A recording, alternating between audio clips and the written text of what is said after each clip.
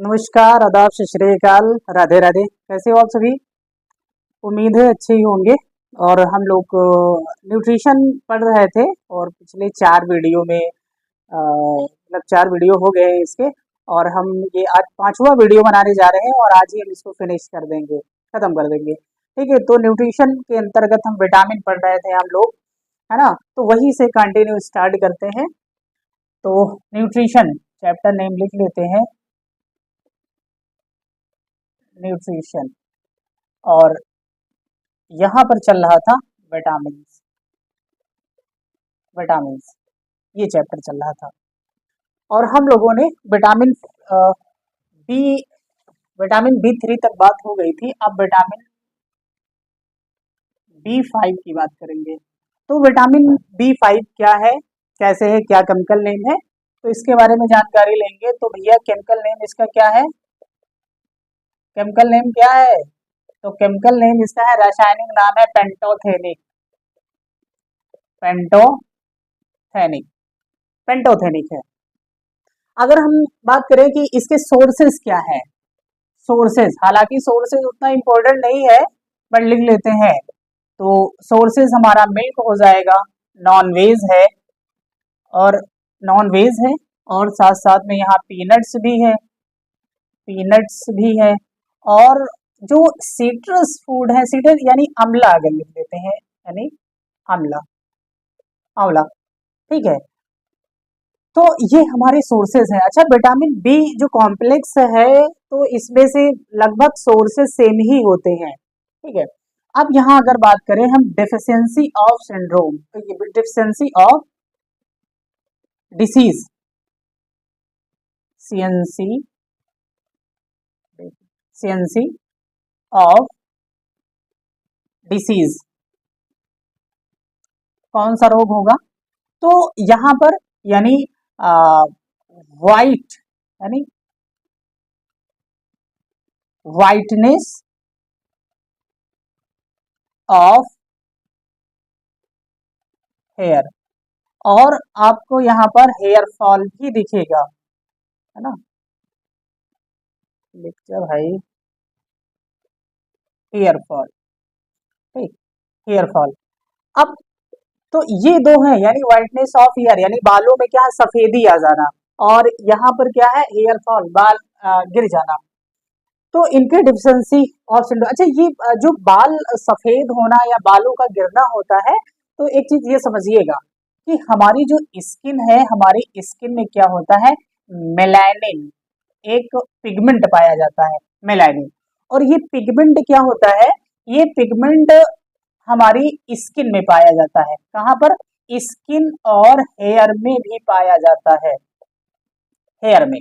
तो अगर मेलानिन ज्यादा होगा, अगर यहाँ पर मेलानिन ज्यादा होगा, तो बाल यहाँ पर क्या होंगे, काले हो जाएंगे, यानी ब्लैक। हमारी चाहे बाल हो चाहे स्किन हो, ये दोनों को दोनों के दोनों ये ब्लैक हो जाएंगे। अगर यहीं पर मेलानिन हमारा कम है, ठीक है, तो मेलानिन कम है तो यहाँ पर क्या होगा, यानी ये व्हाइट हो जाएंगे, चाहे वो स्किन हो या बाल हो, ठीक है। तो मेलानिन की बात हम कर ले।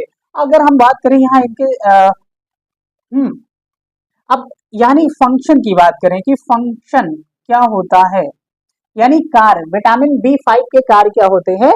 तो विटामिन B5 के, यानी जो हमारी ब्लड सेल है, ब्लड सेल को ये प्रोड्यूस करता है, उत्पन्न करता है। और साथ साथ में हमारे जो टिश्यूज है, तो टिश्यूज को क्या करता है, ग्रोथ ऑफ टिश्यूज, यानी ये जो हमारे ऊतक है, तो ऊतक के निर्माण में सहायक करते हैं, है ना, वृद्धि करते हैं। तो ऊतकों में वृद्धि, ऊतकों में वृद्धि करते हैं।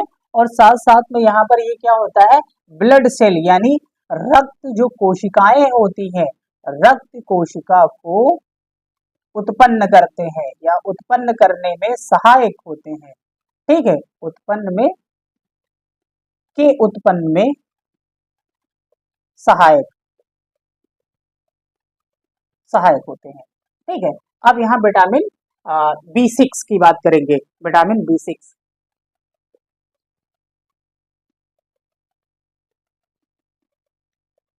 अब विटामिन B6 क्या है? विटामिन B6 क्या है? तो विटामिन B6 है पायरिडॉक्सिन, पायरिडॉक्सिन, पायरिडॉक्सिन। अगर हम सोर्सेज की बात करें तो उनके लगभग सेम ही सोर्सेज हैं। तो नॉन वेज हो जाएगा, वही नॉन वेज है, मिल्क है ना, और एक्सेट्रा, वही बार बार लिख रहे हैं क्या है। अब डिफिशियंसी ऑफ डिसीज, इसकी कमी से होने वाला रोग है, तो यहाँ ध्यान रखना है माइल्ड एक एनेमिया होता है, यानी इसको बोलते हैं माइल्ड एनेमिया, माइल्ड एनेमिया यानी रक्त अल्पता, रक्त अल्पता, रक्त अल्पता। अब एनीमिया में क्या होता है? एनीमिया किस में पाया जाता है? तो ब्लड में पाया जाता है। अब ब्लड के अंदर क्या होता है? ब्लड के अंदर हमारी यानी ब्लड सेल्स होती है ना, तो हमारी ब्लड सेल्स होती है। अब ब्लड सेल्स का मतलब यहाँ पर क्या है? हमारे ब्लड सेल का मतलब यहाँ आरबीसी भी है, यहाँ डब्ल्यूबीसी भी है, यहाँ प्लेटलेट्स भी है। तो यही जो आरबीसी है ना, और ये ब्लड सेल, और ब्लड सेल यानी अगर हम आरबीसी की बात करें तो आरबीसी में क्या पाया जाता है? Haemoglobin, haemoglobin. अब यही हीमोग्लोबिन में क्या होता है? फेरस यानी आयरन, तो आयरन की कमी हो जाती है। तो यहाँ पर ये देखेंगे कि एनीमिया यानी इससे कमी से होने वाला रोग क्या होता है? एनीमिया होता है। अब ये फंक्शन, तो अब फंक्शन क्या होते हैं, काम क्या करते हैं? तो यही जो एनीमिया होता है, यही जो ब्लड होते हैं, ब्लड सेल होते हैं, तो इनके ब्लड सेल को ग्रोथ करने यानी इनको प्रोड्यूस करने का काम करते हैं। तो formation of blood cell, formation of blood cell, और साथ ही में यहाँ पर ये जो कोशिकाएं होती हैं, तो कोशिकाओं के विभाजन में ये सहायता करते हैं, डिवीजन, है ना। तो जो सेल डिवीजन होते हैं, तो इसी के इनके कार्य होते हैं विटामिन B6 के, है ना। तो इतनी बातें हम लोगों ने समझ ली है। अब यहाँ पर विटामिन B7 की बात करेंगे। विटामिन B7 क्या है? विटामिन B7, अब विटामिन B7 यानी इसका जो केमिकल नेम है, तो केमिकल नेम क्या है? बायोटीन, बायोटीन, विटामिन बी से बायोटीन। अब इसके सोर्सेज क्या है? सोर्सेज क्या है? तो वही सोर्सेज है, नॉन वेज है, नॉन वेज है, साथ साथ में ग्रीन वेज भी है, ग्रीन वेजिटेबल, ग्रीन वेजिटेबल है, और में और यहाँ पर पीनट्स वगैरह, पीनट्स वगैरह एक्सेट्रा। ठीक। डिफिशियंसी ऑफ डिसीज, अब डिफिशियंसी ऑफ डिसीज, बायोटीन की कमी से होने वाला रोग क्या होता है? तो जो हमारे जो बाल होते हैं, जो हमारी आंखें होती है, जो हमारी स्किन होती है, वो क्या होते हैं? इसी में ये इन्हीं को ये प्रभावित करता है। तो यानी ड्राई स्किन, ड्राई स्किन यानी जो हमारी त्वचा होती है, तो त्वचा क्या होती है? झुर्रियां पड़ने लगती है यानी सूखने लगती है। ठीक। ड्राई आइस, ड्राई आइस, जो आंखें होती हैं, तो आंखें भी सूखने लगती हैं इसमें से। हेयर फॉल, जो बाल होते हैं, तो बाल भी यहाँ पर गिरने लगते हैं, है ना। तो ये हमारे डिसीजेस हैं। अगर हम फंक्शन की बात करें तो ये फंक्शन किसमें काम करते हैं, यानी इनके कार्य क्या होते हैं? तो कार्य होते हैं, एक तो ये इनसे क्या कहा जाता है? Also known as, also known as vitamin H, vitamin H. Vitamin H इसलिए कहते हैं क्योंकि यहां पर एच का मतलब होता है, एच का मतलब होता है हार, और दूसरा एच का मतलब होता है यहां पर हॉट।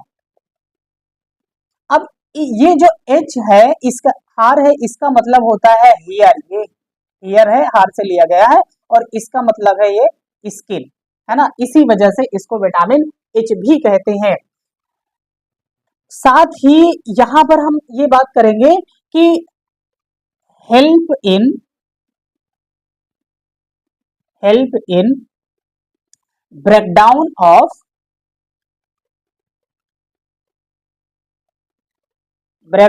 ऑफ कार्बोहाइड्रेट, फैट और प्रोटीन ये किस में काम करते हैं? तो जो कार्बोहाइड्रेट है, जो फैट है और जो प्रोटीन है, तो इनको तोड़ने में ये सहायता करते हैं, इनको तोड़ने में सहायता करते हैं। ठीक है, तो इनके कुछ काम ये हो गए। और अब यहाँ पर हम बात करेंगे विटामिन B9 की, है ना। तो विटामिन B9,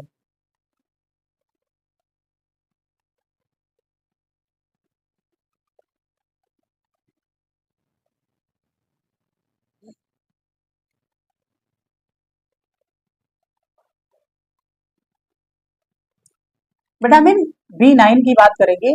अब ये क्या होता है?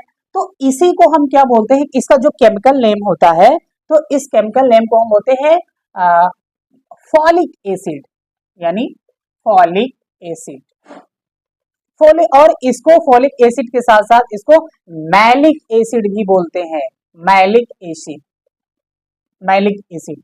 इसके सोर्सेस क्या है? तो सोर्सेस यहाँ पर एप्पल हो जाएगा, एप्पल हो जाएगा, बीट रूट्स हो जाएंगे, चुकंदर, बीट रूट हो जाएगा, स्पिनच हो जाएगा, स्पिनच। ये जो मैलिक एसिड है ना, तो ये क्वेश्चन पूछा जाता है, कई बार पूछा गया है कि सेब में कौन सा अम्ल पाया जाता है? तो ये जो मैलिक अम्ल होता है, यानी मैलिक एसिड होता है, वो सेब में पाया जाता है। ये सीधे इसी से रिलेटेड डायरेक्ट क्वेश्चन बनता है इसका। ठीक है, तो और भी जितने ब्लड फॉर्मेशन में जो हेल्प करते हैं, तो जितने भी न्यूट्रिएंट्स ब्लड में फॉर्मेशन में हेल्प करते हैं, वही इसके सोर्सेस हैं। अगर हम यहाँ डिफिशियंसी ऑफ डिसीज की बात करें, तो इसके डिसीज क्या होती है? इसकी भी कमी से होने वाला रोग एनीमिया होता है, लेकिन इस एनीमिया को बोलते हैं मेगालो ब्लास्टिस, मेगालो ब्लास्टिक anaemia,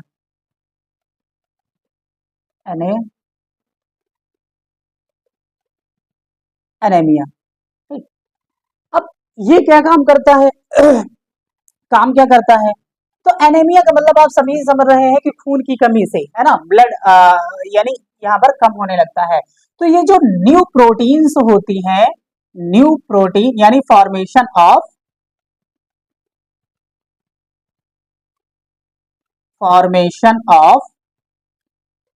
new protein, new protein यानी इसमें ये सहायता करते हैं। और साथ में formation of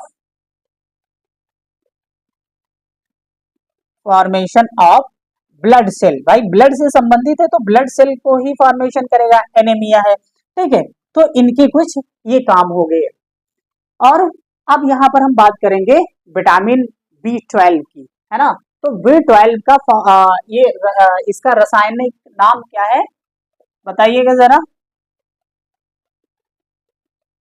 vitamin B12 cyanocobalamin, है ना। क्या होता है? Cyanocobalamin, cyanocobalamin, cyanocobalamin. अगर हम सोर्सेस की बात करें, सोर्सेस की बात करें, तो वही सोर्सेस है, स्पिनच, स्पिनच है, नॉन वेज है, ग्रीन वेज है, ग्रीन वेज है, वैसे इंपॉर्टेंट नहीं है सोर्सेस वगैरह। और यहाँ पर बीट रूट्स है ना, जो चुकंदर होता है, बीट रूट्स है, तो एक्सेट्रा, है ना। डिफिशियंसी ऑफ डिसीज की बात करें, तो विटामिन B12 की कमी से होने वाला रोग भी क्या हो कहलाता है, यानी विटामिन, अरे यार 12 लिखे नहीं, हाँ, इससे होने वाला रोग क्या होता है? एनीमिया होता है। लेकिन ये कौन सा होता है? Pernicious, pernicious anaemia, anaemia. ये क्या काम करता है? तो ये काम करता है formation of DNA and RNA, RNA. और ये फॉर्मेशन ऑफ, दूसरा काम है ब्लड सेल, ब्लड सेल को भी ये क्या काम करेगा। तीसरी बात करेंगे, ये जो नर्वस सिस्टम है ना, नर्वस सिस्टम को रिले करता है, रिले करता है, ठीक है। तो इतनी बातें हम लोगों ने विटामिन बी 12। अच्छा, एक चीज और है, फाउंड इन, यानी जो कोबाल्ट होता है, कोबाल्ट है ना, फाउंड, कोबाल्ट इसमें पाया जाता है।